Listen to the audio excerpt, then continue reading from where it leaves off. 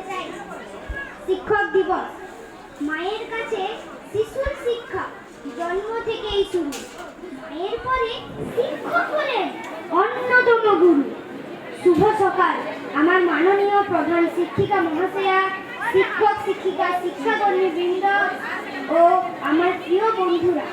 প্রথমে সবাইকে জানাই শিক্ষকদের অনেক শুভেচ্ছা।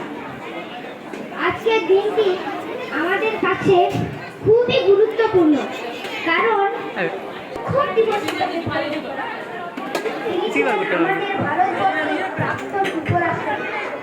এছাড়াও তিনি ছিলেন একজন দার্শনিক ও একজন মহান শিক্ষক।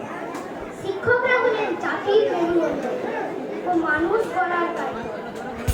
শিক্ষকরা নিজেদের অভিজ্ঞতা ও পাণ্ডিত্যের আলো শিক্ষার্থীদের আলোকিত করে।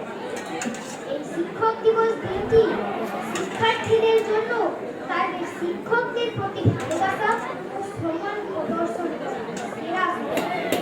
প্রতিটি শিক্ষা প্রতিষ্ঠানে এই দিনটি আরম্ভের সহিত পালন করা হয়।